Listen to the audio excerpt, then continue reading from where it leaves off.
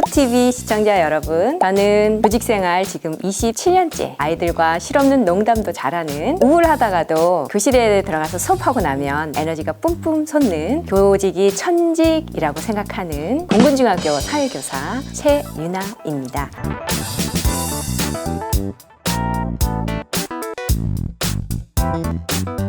요즘 개학이 연기되어서 아이들이 집안에만 있고 부모님들 걱정이 굉장히 많으실 텐데요. 제가 오늘 짧게 중학교 생활에 대한 꿀팁? 과연 꿀팁이 될까요?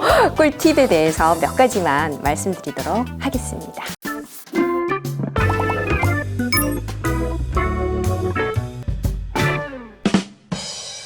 우선 크게 달라지는 게 아이들 교복. 처음에 아이들이 입을 때는 예쁘고 의젓해 보여서 굉장히 좋아해요. 그런데 조금 지나다 보면 교복이 금방 작아지기도 하고 또 불편하기도 해서 교복을 입느냐 안 입느냐에 대해서 또 갈등이 생기기도 해요. 수업 시간이 초등학교는 40분이잖아요. 근데 이제 중등은 45분으로 맞춰져 있고요. 그리고 쉬는 시간은 거의 10분 고정으로 되어 있기 때문에 초등학교에는 뭐 놀이밥 시간 이렇게 해서 막 20분, 30분도 쉬는 시간을 주는 경우가 있다고 하는데 그런 게 없어서 아마 굉장히 짧다고 느낄 거예요. 그리고 각 교과마다 다양한 선생님들이 들어오시죠. 국어, 영어, 수학, 과학, 사회, 기가, 음악, 미술 다 다른 선생님들이 들어오시기 때문에 지루하진 않을 것 같아요. 그리고 선생님들이 교실에 상주하지 않으세요. 보통 교무실이라는 공간에서 교과 선생님들하고 담임 선생님들이 계시기 때문에 아이들이 초등학교 때랑 가장 달라지는 점이라고 느낄 수 있고요.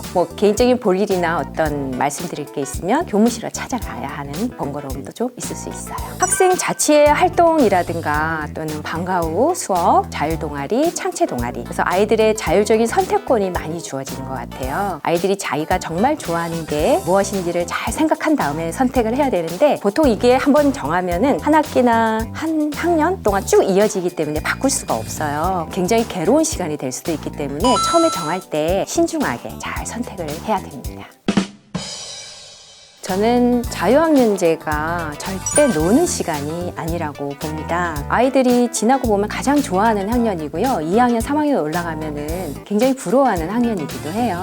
자유학년제의 취지가 자기가 좋아하는 것, 자기가 잘하는 것, 또 자기가 관심 있어 하는 부분, 이런 것들을 진로 탐색이나 이런 걸 통해서 짧게는 고등학교 진학, 그다음에 멀리는 인생의 로드맵을 짜기 위해서 자기의 취미나 특기나 진로 적성 이런 것들을 탐색하는 시기거든요. 그래서 시험을 수행평가를 보기는 하지만은 성적이 안 나오니까 얼마나 편하게 그런 활동들을 할 수 있겠어요. 마음껏 자기의 꿈과 끼를 발휘할 수 있는 시간이기 때문에 어떻게 보면 부모님들이 자유학년제 기간을 더 좋아해야 되는 게 맞다고 생각합니다.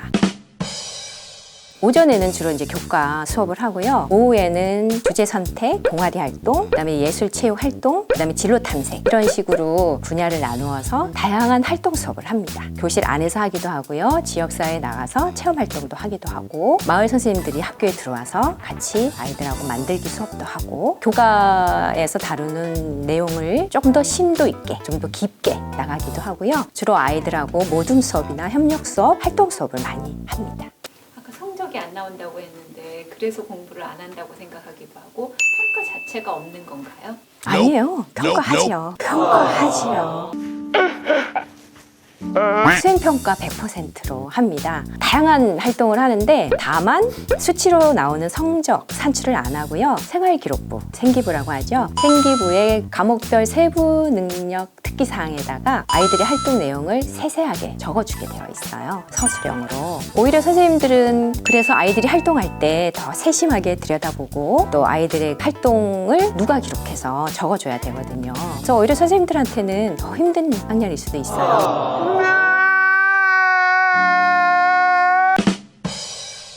2015 개정 교육과정에서는 아이들의 핵심 역량을 중심으로 수업을 하게 되어 있고요. 그 수업에 따른 평가를 가정 중심 평가로 하게 되어 있어요. 선생님들도 예전처럼 지필고사 100%가 아니라 수행평가와 지필평가를 적절히 섞어서 50%로 하든가 아니면 100% 수행평가로 하는 경우도 많거든요. 집에 가서 내가 정말 밤을 새워서 공부해야지만 성적이 잘 나오는 그런 개념은 이제 아닌 것 같아요. 그래서 수업 시간에 열심히 참여하고 활동에 참여해서 같이 공동 결과물을 제출하고 이러면 성적도 잘 나오거든요.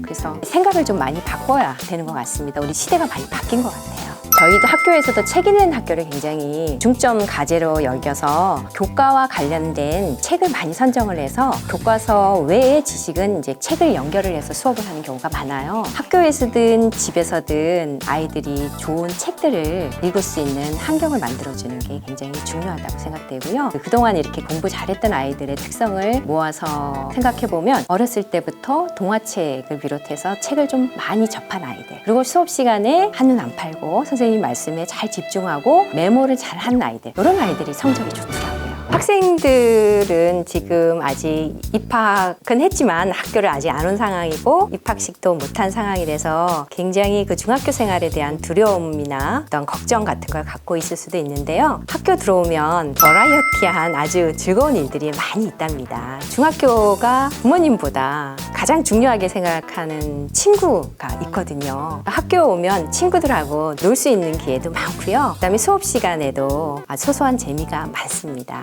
그러니까 걱정하지 마시고 학교에 오시면 되겠습니다. 걱정 안 해도 돼요. 네, 학교 오는 걸 오히려 더 즐겨해요. 빨리 계약해달라고. 우리 선생님들도 하시는 말씀이요. 이렇게 학교 가고 싶어 하는 적이 없었대요. 빨리 계약했으면 좋겠다.